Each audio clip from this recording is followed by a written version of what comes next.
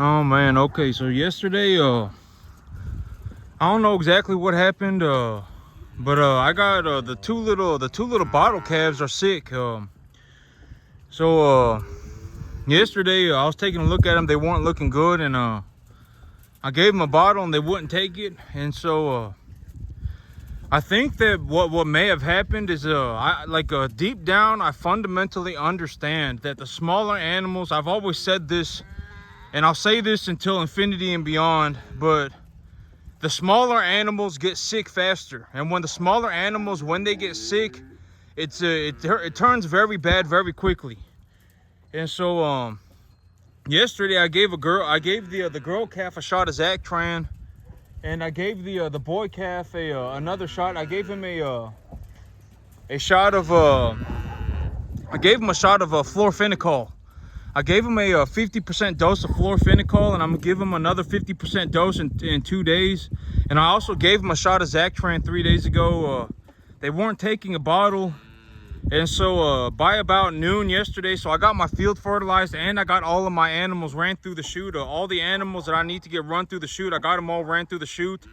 I got them all castrated, I got them all vaccinated, and I got them all separated. And the two small little bottle calves, I got them. I gave the girl a shot of Zactran, and I gave the boy a 50% dose of fluorophenical, and I'll give him another 50% dose of fluorophenical in 2 days, as per the label instructions, because I already gave him a shot of Zactran 3 days ago. And so, starting at about noon yesterday for the girl, I gave her I started her on electrolytes. She's starting to have diarrhea, and so I put her on electrolytes, and I also put her on I put her on electrolytes. And last night she did take a whole bottle. And so after I gave her the shot, and started her on electrolytes, she did start drinking milk again. This morning she looks like she is doing better than she was yesterday, but she only drank half a bottle. And the boy, he's not doing very good. I thought he was a goner. I thought he wasn't gonna make it, but he's doing better today than he was yesterday. I started him on electrolytes as well. I gave him a shot of Nuflor. I started him on electrolytes. I gave him a shot of Zactran 3 days ago, and I'm gonna give him another shot of Nuflor at a 50% dose as per the label instructions in 1.5 days. So by tomorrow evening, I will give him another shot of Nuflor. I started him on electrolytes as well, and I've also been giving him a bottle. And he is drinking some milk, and so that is he is drinking half a bottle. And so my plan right now is I'm gonna give him a half a bottle of milk every 6 hours, because he will not drink a full bottle of milk. And so I figured maybe he'll take a half a bottle every 6 hours. If he's not drinking a full bottle every 12 hours, maybe he'll take maybe he'll take a half a bottle every 6 hours. And he is objectively doing better this morning than he was yesterday. Yesterday he was hardly even able to stand. I thought he was going to drop dead. I started him on electrolytes. I gave him a shot of antibiotics. Lucy, come here. And I gave him a shot of antibiotics, and then I also started him on. I put him back on milk, and he is drinking again. He's also standing up.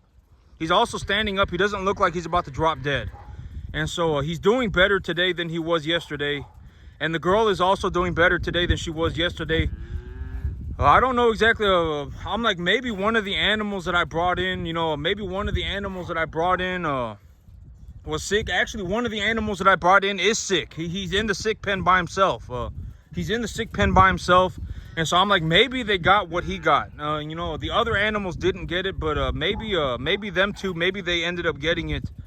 And the bull in the sick pen, he's doing a lot better too. And this animal right here, this was the animal when I first brought him home. He got real sick. I dragged him through the rain in that trailer, and he got real sick, and he was looking really bad. But he is 100% squared away and good to go. And he's 100% squared away, good to go. And I got him back here. You can tell he looks very fat. He's eating a lot. And so I got him squared away, and he's also back here as well. He's also doing okay. And the bull calf that's in the sick pen right now, I'm going to go and I'm going to have to take a look at him. But yesterday he was doing a lot better than he was the day before. But it's about to start raining, and so I need to figure something out. I can't have him sitting in the rain when it's pouring rain, and so I got to figure that out too. I got to figure something out for him. But man, yesterday was I got my grass fertilized. I got the I got the animals I got the animals, I ran the animals through the chute, and then I ended up with 2 sick calves. I started at like 7:30 in the morning, and I didn't go to sleep until like 1:30 in the morning. I worked until 1:30 in the morning, and then I slept at 2. And but I got it all done. That's the and I woke up at 7 in the morning today. I got about 4.5 hours of sleep, 5 hours of sleep, and I said, I'm gonna go and take care of what I need to get taken care of, and then I'm gonna go inside, and then I can take a 2-hour nap whenever I feel like it. And so I need to figure out what I'm gonna do with the big bull animal that's sitting in the pen by himself. I need to go and figure that out. He's doing better. He's doing better. He's doing a lot better. And so I gotta figure that out. But the other animals, I got them all their shots, and I got them all castrated with the Lido bands. And then the two little bottle calves that I thought that they were gonna drop dead yesterday. I thought that they were just gonna drop dead, and they actually made it, and they're doing a lot better than they are yesterday. But that's one thing that I'm gonna stop doing, is I'm gonna stop bringing home bottle calves, because bottle calves, you really need to have them like completely separated on their own until they're about 200 pounds. You don't really want to have them running around with other cattle, especially if you're bringing home stocker cattle from the sale barn. Because if you're bringing home stocker cattle from the sale barn, one of them might be sick. One of them, like a good example is what I got going on right now. One of my animals is sick, and he may have gotten my 2 little bottle calves sick. And so I'm gonna stop bringing home the little tiny diddly doodad calves. They're I understand that they're cheap. You can buy them for $500. You can buy them for whatever, $500-600. But I mean, you really need to have a facility set up to raise them. I mean, I can't just raise them with the other cattle. That's one thing that I found out, is that I'm just gonna bring home calves that are at least 175. They have to be at least 175. The lowest I'll go is 150, but 175 or higher. That's where I'm gonna be at until until maybe when I get a new, when I get a new field, not if, because as of right now, I mean, I'm making a lot of money, and it's just a matter of time. If we are just going to be objectively just think about the future, there's not any reason for me to just sit here with an extra $80,000 a year. Like this field, okay, this field is probably going to make me about $60,000 to $70,000 of net profit. That's how much money I'm going to take home at the end of the year. If we are just going to talk numbers, and we're just going to be honest with each other, I'm going to bring home about $60,000, $70,000 of net profit after everything. After I've paid for everything, that's about how much money I'm going to bring home. If I do horribly, I'll bring home 50. And so, and I'm not trying to, fiddle my own diddly, but the thing is, okay, I'm just going to, I've already said I put 2 and 2 together, and I figured that there was a very specific segment of my YouTube audience. I don't know if it's most of y'all, like my cattle videos just do exponentially better. I mean, just way better. And there's hundreds of y'all all the time. Sometimes there's thousands. And so I'm just gonna put 2 and 2 together and say that you're here to become rich yourself, or you are here to run cattle. And but the chances of you becoming rich by running cattle are practically zero. And I want to make that as clear as I possibly can for everybody. If there are 5,000 of you watching my video, I do not expect even one of you to make it. And the only thing that's going to make a difference is your effort. Granted that you were not born severely handicapped, the only thing that's going to make a difference is your effort. Because even me, I was not born this good at running cattle. I was not born this good at growing grass. I was not born this good at running a business. It took me even just the cattle. I learned the cattle at the very end, and it still took me 2 to 2.5 years to learn how to run cattle. And I worked like balls to the wall. 7 days a week, I lived where I worked. And even then, it took me 2.5 years to learn just how to run the cattle. Not even learn how to grow grass, not even learn how to run a business, just the cattle. And so, okay, and here's a very realistic, objective way. And I'm not saying this because I'm trying to fiddle my own diddly, but let's just be honest with each other. If somebody could even get half away, they could make an extra $25,000 to $30,000 a year on a 10-acre field. They would be doing extremely good. Like, you would be like a top level farmer. You know, forget 1 in 10 million for a second. If we were to just be honest with each other, if a person could even do half of this, they would be considered by the larger farming community to be an extremely capable farmer. I mean, it would be like, you must be extremely good at farming. If you are making $30,000 to $25,000 to $30,000 a year of net take-home pay on a 10-acre field, you would be considered an extremely good farmer. By the, making $60,000-$70,000 a year on a 10-acre field like me is like 1 in 10 million. You probably will not ever. I have personally not ever seen it other than me. I have not seen anyone else that is capable, or that, because here's the thing. I'm not going to say, well, actually, capable probably is the most accurate word, because here's the thing. Like, I make about $60,000-$70,000 a year, right, on this 10-acre field. If I just, granted that I may have to bring in more cattle, and that may actually go up to about 100 grand. But for most people, $60,000-$70,000 a year of excess take-home pay, if they came home with an extra $6,000 a month, for the average, not even for the average, for the majority of people, that would be a lot of money. A lot of money. Like that would be a lot of money. Like it would be a lot of money to them. And so if they could do it, they would be doing it. That's just how money works. So that's just how capitalism is. If somebody finds a way to make money, they will go and do it. That's just how capitalism works. If someone tells you money's not important, they're probably a moron. They're probably an idiot, and they're misinforming you.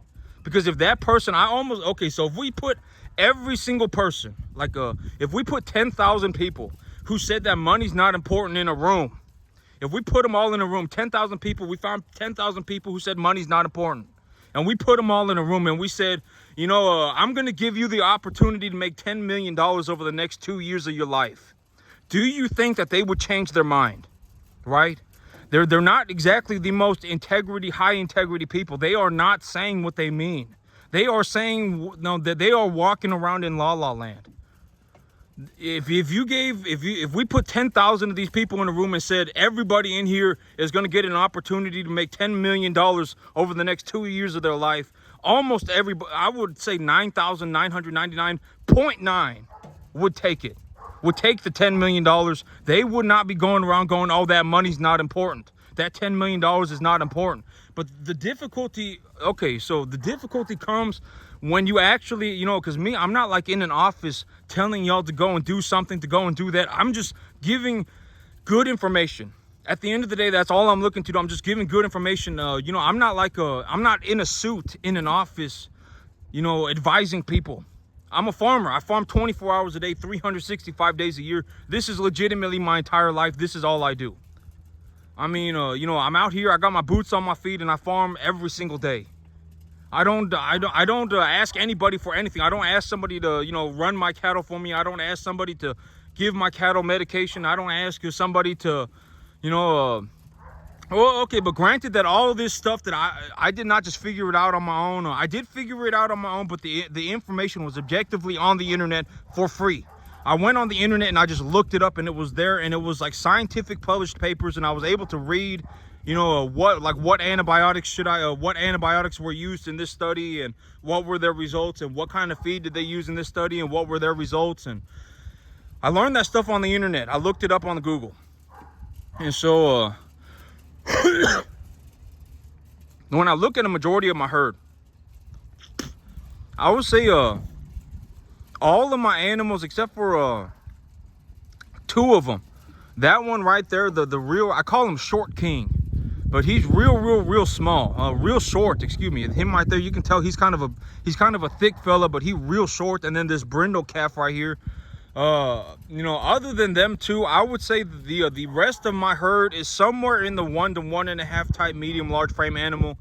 I would anticipate that I'm going to get a minimum of $2 a pound on a majority of these animals. Like 90% plus of these animals are a 1 to 1.5 type medium large frame animal.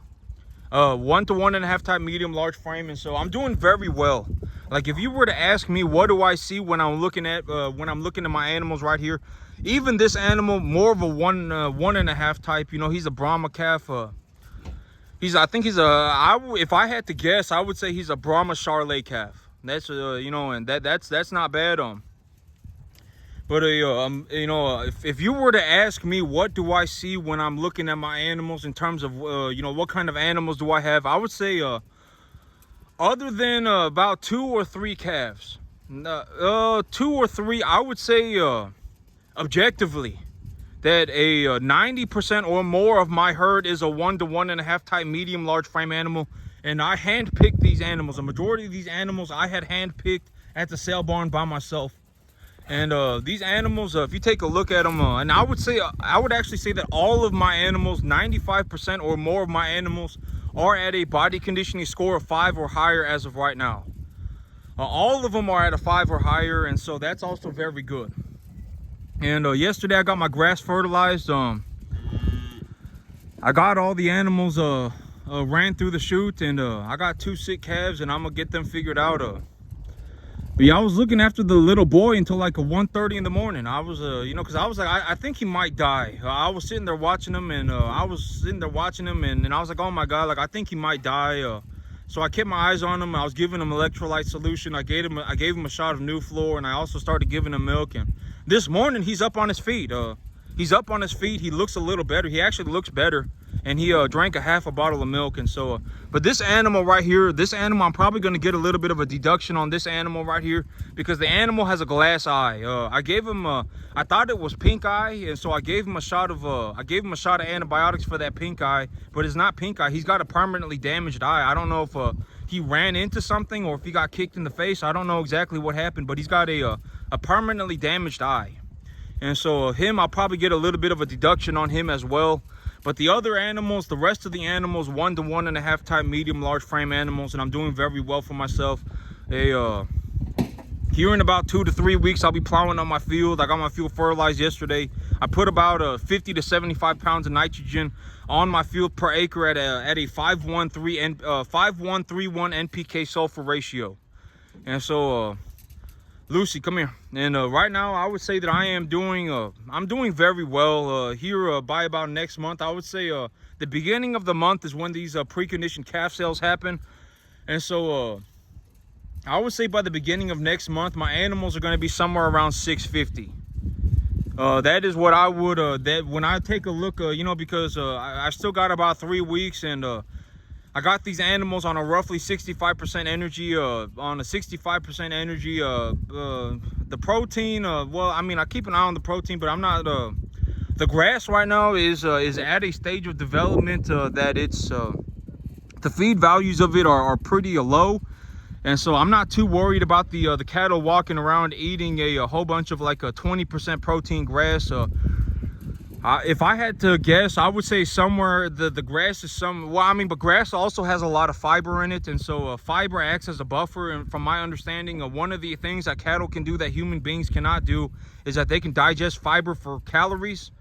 And so you know, grass is different. If you got them on grass, and the grass has a lot of fiber in it too, and so it'll if you got a like a late vegetative grass, if you got a grass that's in a late stage of vegetation, as in it has a flag leaf that's being developed, it has a flag leaf that's well developed, but it hasn't started putting on a grain head yet. If your grass is in that stage of development, a winter wheat, excuse me. Well, I mean, and this would go for ryegrass as well. For sorghum Sudan, it'd be different, because sorghum Sudan, if it's starting to go to seed, the feed qualities of the grass are going to be too low. If I were going to speak about winter wheat in particular, and ryegrass too, but ryegrass is a little bit more wonky of a grass. To grow ryegrass properly, it's just a little bit I would rather grow winter wheat. I'm just gonna say from the experiences that I've had growing ryegrass and from growing winter wheat, I would grow winter wheat in 99% of situations, unless like something happened, like I didn't have the proper equipment, or you know, I was the window of opportunity that I had was very small. Like, let's say I was gonna plant the grass in spring. Well, even if I was gonna plant the grass in spring, I would probably not plant ryegrass. I mean, if I only had like 3 months to grow some grass and I was gonna plow it under into the field, and I was like, you know, or 2 months to grow grass, I would grow ryegrass at that point. If I only had a spreader and I could only put, if I could only broadcast grass, then I would, at that point, I would grow ryegrass. But if I had a grain drill and I had enough time, I would grow something else. You know, that is just what I, from what I have seen, right? And so, if the grass is if the grass is in a late stage of development, of vegetative development, as in it has a flag leaf and it has not put on a grain head yet, and it's a winter wheat grass, you can, I mean, you can feed it to the animals, free choice, and they're not gonna like die on it. And so and I also supplement them with corn, and they're still not bloating so severely that they're about to die. And so knock on wood, I don't want that to happen to my animals, but you know, I've been feeding them the same feed for like the last you know, a month, and so I haven't had any issues with the feed. Their manure looks good. I checked their manure looks good, and their body conditioning score, my entire herd is at a 5 or higher as of right now. And so but that's not good. I got a calf that's drooling right there, and his head's low. And so I'm actually going to stop this video right now and go take a look at him, because I don't got much time before it starts raining, and I got to get this stuff figured out. That's it for me today, YouTube. You have a good one.